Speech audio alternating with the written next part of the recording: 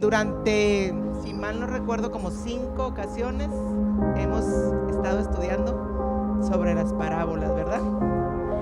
Y todas ellas hablaban, o casi todas ellas, o muchas de ellas, por ejemplo, bueno, que el reino de los cielos es semejante a, el reino de los cielos es semejante a un padre, a un hijo, a una viña, a muchas cosas, ¿no? Entonces, pero yo me gustaría, antes de todo esto, empezar a definir, o sea, un poquito qué vendría siendo el reino de los cielos, aunque todas estas parábolas nos han ayudado a entender cómo es el reino de los cielos. Quisiera introducirme por decir, ¿qué es el reino de los cielos, no? Y hoy vamos a hablar sobre la parábola de la viña, ¿no? Y los obreros de la viña que puse, ¿no? Entonces, el reino de los cielos es semejante a, ¿cómo podemos definir? Vámonos en el mundo terrenal. Bueno, para que haya un reino tiene que haber un rey, ¿no? Tiene que haber un territorio y tiene que haber normas o leyes que rijan ese territorio, ¿no? Entonces, el reino de los cielos, ¿cómo funcionaría? ¿Quién es el rey? Jesús o Dios, ¿no? Que es, como hemos estudiado muchas veces, son la misma persona, ¿no? El territorio, aquí sí que ya no estamos hablando de algo físico, ¿no? Aunque Él es dueño del universo y hay muchos versículos que dicen tuyo es la tierra y toda su heredad, ¿no? Pero Él quiere conquistar el territorio que es nuestro corazón, ¿no?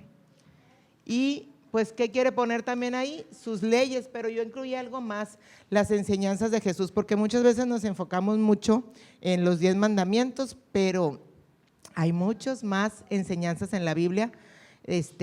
Sobre todo, ahí les recomiendo que lean Mateo 5, 6 y 7, el Sermón del Monte, donde Jesús dijo muchísimas cosas, muchas otras enseñanzas y incluso corrigió algunas falsas enseñanzas o percepciones que había de cómo era Dios. De hecho, Jesús a eso vino, a reivindicar el carácter de Dios, ¿no?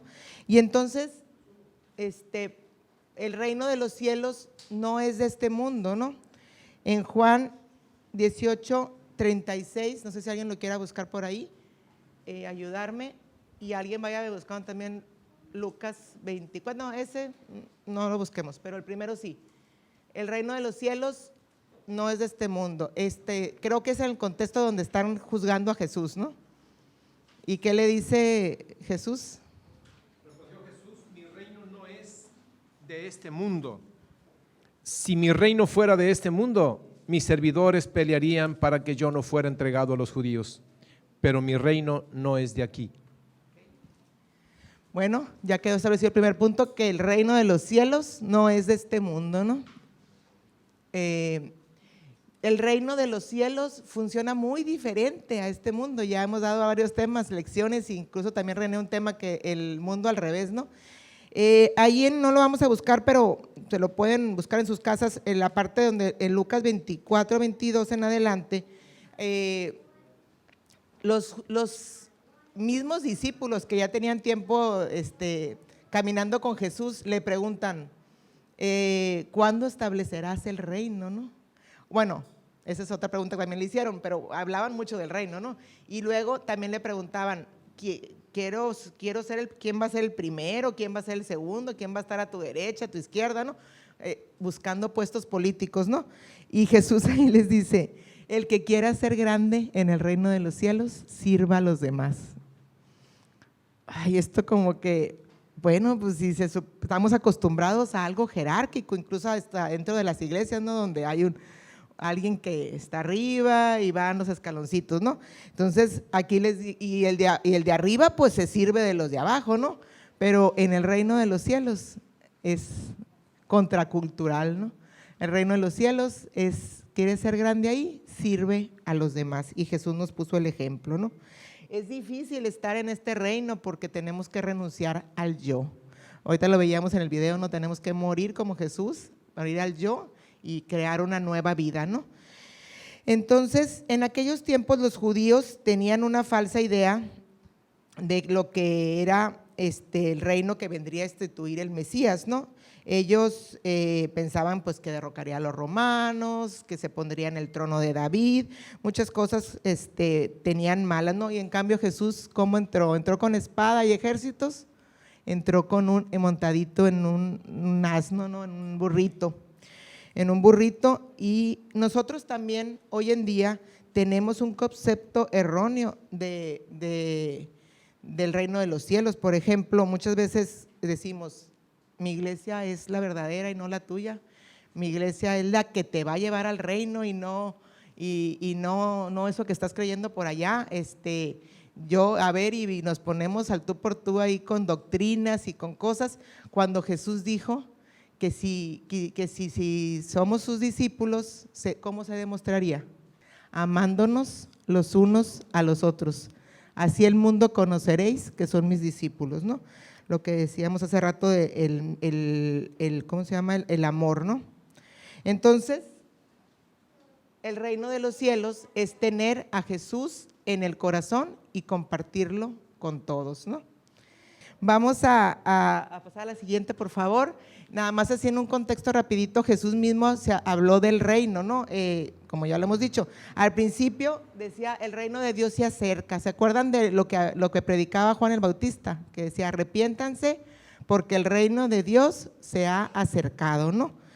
Y el mismo Jesús dijo en Mateo 5, en Lucas 17:21, no, Jesús dijo que varias veces se refirió a él como yo soy, ¿no?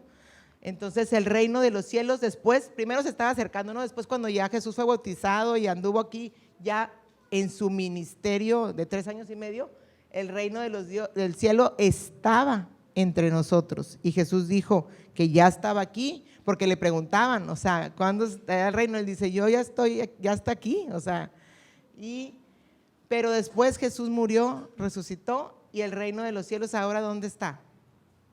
Ahora sí vamos a pasar, ¿cuál es la que sigue? Ahora sí vamos a pasar a los obreros de la viña y eso lo vamos a leer aquí directamente de la Biblia. La historia está en Mateo 20 en adelante, ¿no? Del primer versículo. ¿Saben?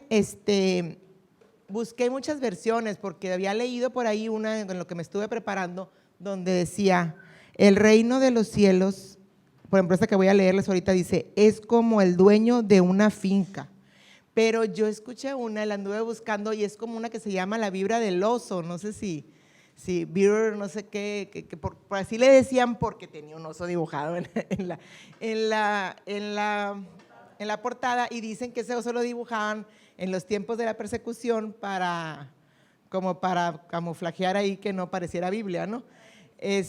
Pero como que aquí en la aplicación que tengo la traducía como faltándole, como que se comía letras y todo, pero ahí dice un padre de familia salió bien temprano a contratar sus trabajadores para su viñedo. Quise preguntarle a René, pero ya el tiempo se me fue, donde dije, ¿qué dirá en hebreo, no? Digo, ¿en qué? En griego, ¿no? Se parece a un propietario que salió a la madrugada a cortar obreros para su viña, ¿no? La voy a leer toda porque a veces empezamos a hablar de una parábola y muchas veces ni siquiera la hemos leído o la conocemos, ¿no? Entonces ahorita en este momento voy a darle lectura, ¿no? Se puso de acuerdo con ellos en el pago por un día de trabajo y los envió a trabajar a su viñedo. Casi a las 9 de la mañana salió de su casa y vio unos hombres que estaban sin hacer nada en la plaza del mercado. Les dijo, vayan también a trabajar a mi viñedo y les pagaré lo justo. Así que ellos fueron a trabajar allá. Una vez más salió de su casa como al mediodía y luego como a las 3 de la tarde e hizo lo mismo. Cuando eran las 5 salió de su casa y encontró otros desempleados en la plaza del mercado y les preguntó, ¿por qué ustedes no hacen nada en todo el día? Le contestaron, es que nadie nos da trabajo. Él les dijo, vayan ustedes también a trabajar en mi viñedo. Cuando se hizo de noche, el dueño le dijo al encargado, llama a los trabajadores y págales. Empieza desde los últimos que se contrataron hasta los que se contrataron al principio. Se presentaron los que se habían contratado a las 5 de la tarde y cada uno de ellos recibió el pago de un día. En otras versiones dice denario, ¿no? Cuando llegaron los primeros que se habían contratado, creyeron que se les iba a pagar más porque ellos habían comenzado desde la mañana, pero recibieron el mismo pago. Lo recibieron, empezaron a quejarse, ¿dónde me quedé? Con el dueño de la viña, diciendo: los últimos que se contrataron solo trabajaron 1 hora y usted le pagó lo mismo que a nosotros que trabajamos todo el día aguantando el calor. El dueño les contestó a uno de ellos: amigo, ¿soy injusto contigo? ¿No nos pusimos de acuerdo en que yo te daría el pago por un día de trabajo? Toma lo que es tuyo y vete a tu casa. Si al último que contraté quiero darle lo mismo que a ti, ¿no tengo derecho de hacer lo que quiera con mi dinero? ¿O es que estás celoso porque soy bueno con los demás? Te pregunta. Así es, que los últimos serán los primeros y los primeros serán los últimos. Esta es la lectura de la parábola que nos va a tocar estudiar hoy. ¿Me puedes poner donde estábamos? ¿Qué dijo Jesús a lo último? Así que los primeros serán los últimos y los últimos serán los primeros. Esto lo hemos escuchado muchas veces, ¿no? ¿Qué puse aquí? El texto en su contexto. ¿Por qué? Porque me gustaría que viéramos en qué momento, o sea, Jesús no decía las cosas por decirlas, o sea, escogía el momento idóneo. ¿Y por qué dijo esta parábola precisamente en este momento y no antes, después, cuando estaba en Capernaum o cuando estaba en cualquier otra situación, ¿no? La dijo justo, si nos vamos, ustedes pueden buscar en sus Biblias, al capítulo 19, al final del capítulo 19, vamos a ver la famosa historia del joven rico, ¿no? Entonces, antes de que dijera Jesús esta parábola del viñedo, hubo también este incidente, ¿no? Venía con sus discípulos, estaban en un lugar, y ustedes ya la saben, no la vamos a leer, ¿no? Pero el joven rico se acerca y le dice, fíjense lo que les dice, porque esto tiene que ver por qué Jesús dijo esa parábola. Dice, ¿qué es lo bueno que debo hacer para tener la vida eterna? Y ya, entonces Jesús le dice, pues no hay nadie bueno más que el Padre, ¿por qué me preguntas a mí, no? Y entonces ya le pregunta, pues le dice que tiene que guardar los mandamientos, el joven le pregunta cuáles, él dice que los ha guardado desde toda su vida, y entonces Jesús le dice, bueno, una sola cosa te falta, vende todo y vente y sígueme, ¿no? Y el joven pues se puso triste porque no quería hacer eso, ¿no? Pero entonces le dijo las famosas palabras también que dicen, ciertamente es más fácil que un camello pase por el ojo de una aguja que un rico por el reino de los cielos. Entonces los discípulos en este mismo contexto dijeron, pues ¿quién puede ser salvo? O sea, esto es súper difícil. Y Jesús les dijo, lo que es imposible para los hombres, pero para Dios nada es imposible. Y entonces, en el mismo contexto, hablando de las obras y de todo eso, Pedro le dice, nosotros hemos dejado todo por ti, ¿qué recibiremos a cambio, no? O sea, ¿está notando ahí una palabrita clave? Obras, hemos hecho todo por ti, ¿qué puedo hacer para ser salvo? Entonces, Jesús les contesta que aquellos que dejaron padre, madre y todo recibirán 100 veces más, no, pero cierra. Y si me acompañan en sus Biblias, en el versículo último del capítulo 19, que es el 30, cierra precisamente con esta misma palabras. Pero muchos de los que ahora son los primeros serán los últimos y los últimos serán los primeros. Y en este contexto, porque la Biblia tiene capítulos que se los puso el hombre, pero fueron escritos directos, ¿no? Entonces, me imagino diciéndole a Jesús, dice, o sea, como diciendo, y hablando de esto, me quiero imaginar a Jesús diciendo así, ¿no? Y hablando de esto, déjenme les cuento una parábola, ¿no? Y empieza a contar la parábola que anteriormente leímos, ¿no? Entonces, no me acuerdo cuál es la que sigue, a ver, pónmela. Fíjense lo que vamos a analizar todo, ¿no? Ahorita poco a poquito la vamos a ir desmenuzando, pero imagínense unos que trabajaron desde las 6 de la mañana hasta en la noche y otros que trabajaron 1 hora, dice aquí, un hombre trabaja 1 hora y gana lo mismo que aquellos que trabajaron 12 horas completas. Nuestro lado humano diría, ¿qué clase de patrón es este? Es absurdo, ¿no? Eso es lo que diría nuestro lado humano, ¿no? ¿Quiénes pensaron así? Los trabajadores de la primera hora. Y este pensamiento es precisamente el que muchos de nosotros tenemos hoy y lo queramos admitir o no. ¿Cuántos de nosotros no a veces decimos, ay, hasta pensamos y juzgamos, ¿no? O sea, porque cuando oímos por ahí de que Dios quiere salvar a todos, pero también a mi vecino, o también a fulanito, o hasta, por ejemplo, ya aseguramos que ciertos, ¿cómo se llama? Personajes históricos ya les dimos cuello, ¿no? Ya decimos que Hitler no va a estar en el reino de los cielos, que Bonaparte, que algunos y como si nosotros pudiéramos determinar y ser jueces, ¿no? De quién sí, quién no, y decimos, oigan, a lo mejor Hitler va a estar en el reino de los cielos porque se arrepintió de último momento. No, pero no es justo. O sea, creemos que nuestra justicia está incluso por encima de la justicia de Dios. O sea, que Dios, te estás equivocando, o sea, ¿estás seguro? Imagínense en el juicio final o en la segunda venida de Jesús y que de repente se levante el que tú creías que era el más pecador del mundo, ¿no?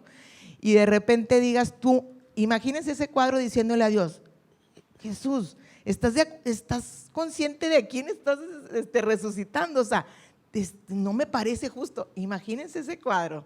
O sea, qué ridículo, ¿no? Pero a veces lo pensamos, o sea, a veces decimos, no, pues yo aquí soy el que guardo, por eso les digo el contexto, el joven rico se creía que ya estaba guardando todo.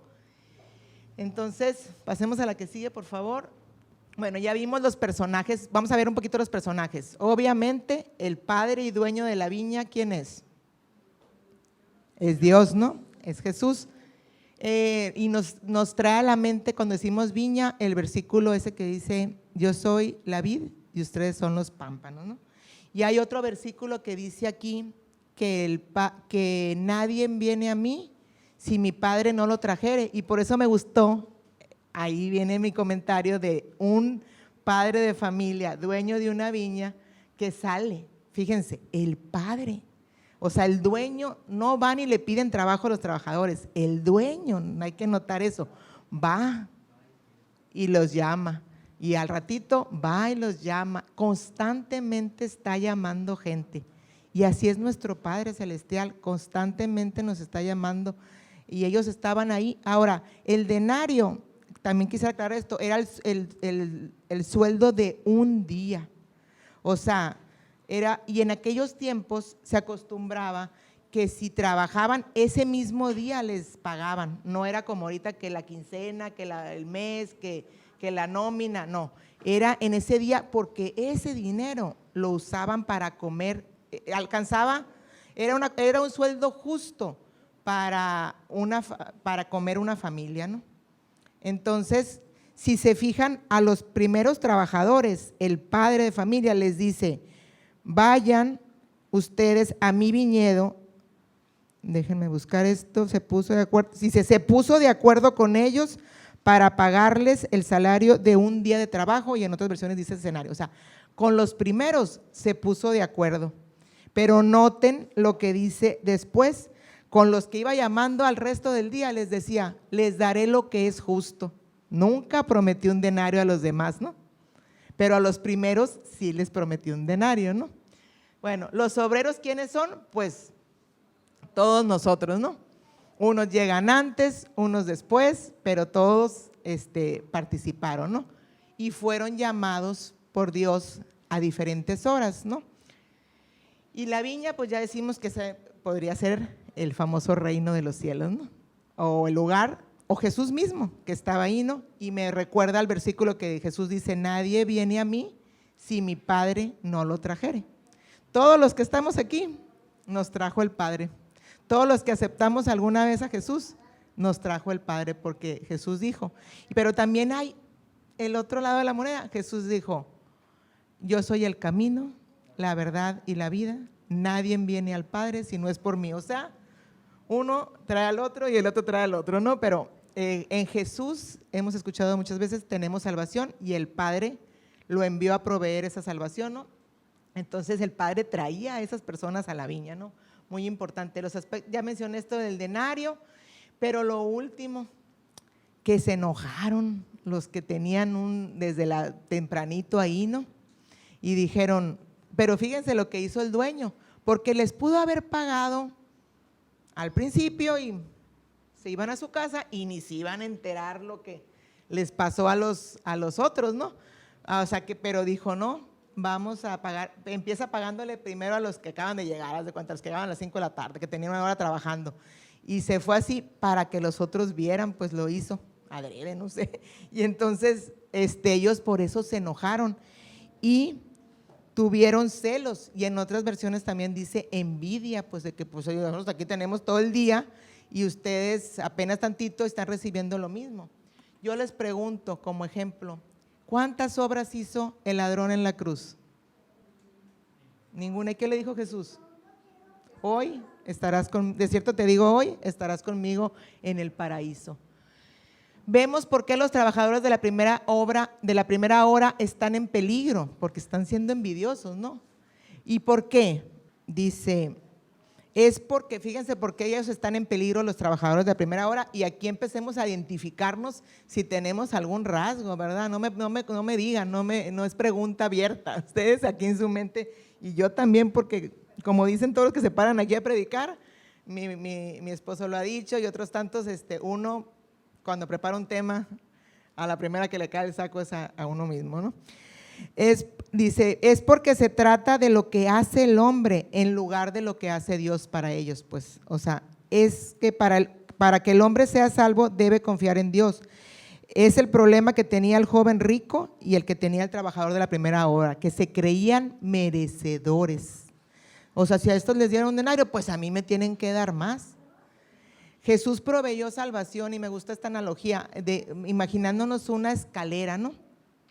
Donde está de la tierra al cielo, digamos, donde Jesús puso todos los escalones, para que lleguemos. Él proveyó salvación por gracia para todos, ¿no?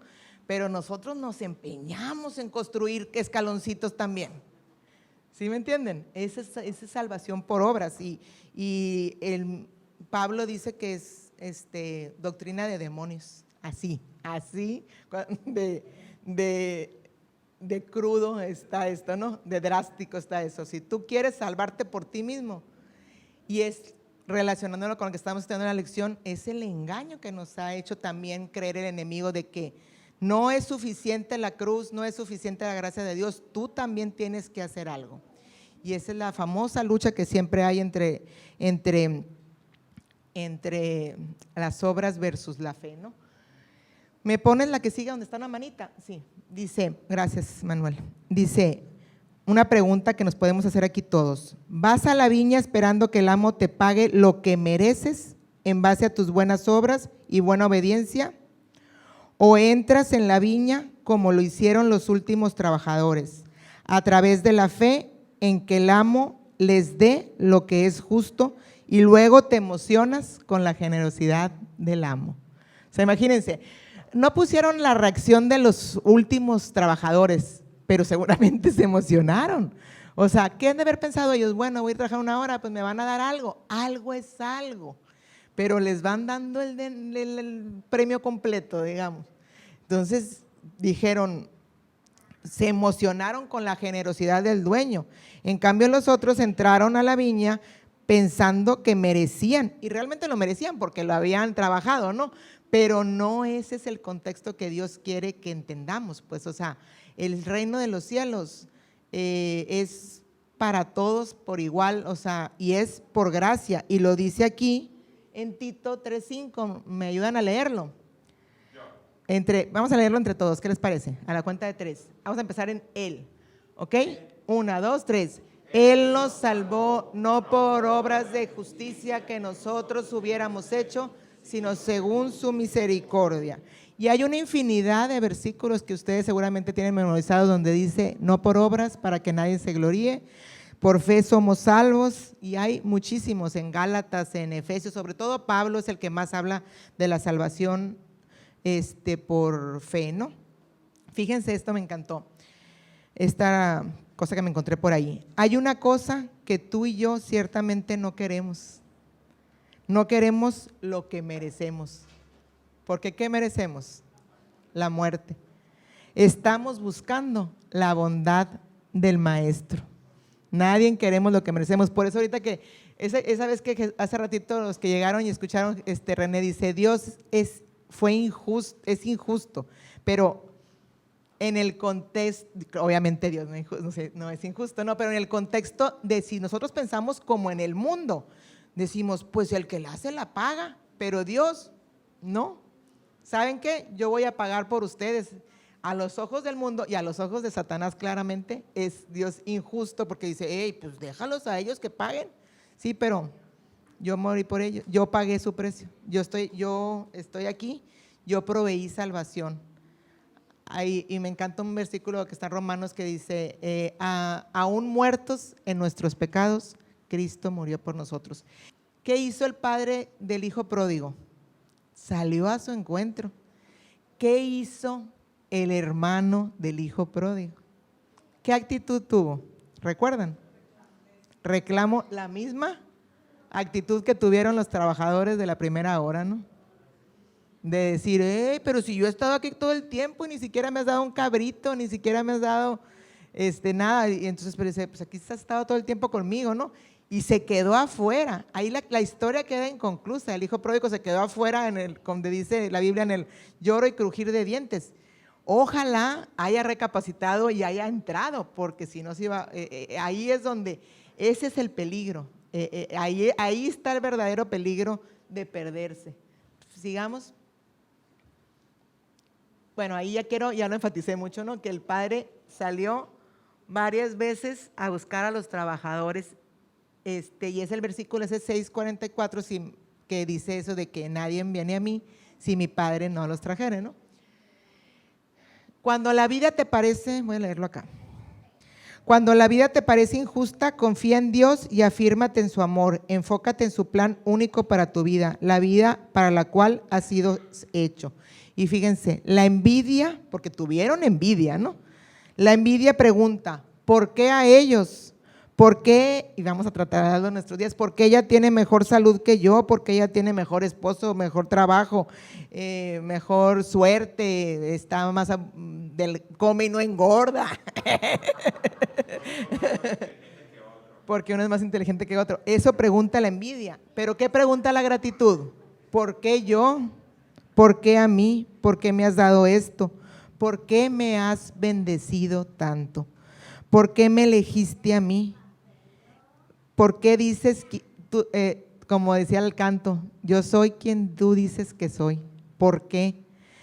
Esto es confiar en Dios y enfocarte en lo que Él te ha dado. ¿Cómo ven?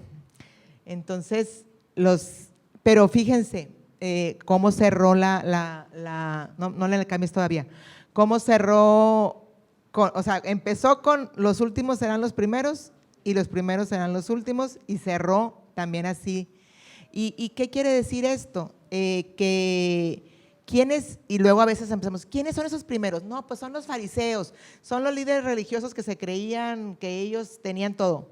Pero como decíamos en la lección, en nuestros días, ¿quiénes son esos primeros quiénes somos esos primeros que nos creemos que porque estamos trabajando para Dios desde hace mucho, somos merecedores? Y cierro con estos imperativos que me gustaron aquí. El principio operativo del reino de los cielos no es mérito, sino gracia. Dios, sin embargo, no solo es generoso con su gracia, sino también es soberano para dispensarla. Por eso le dijo, ¿y a ti qué te importa? Bueno, yo lo digo con mis palabras, ¿no? ¿Y a ti qué te importa si yo hago conmigo, si hago con mi dinero lo que quiero?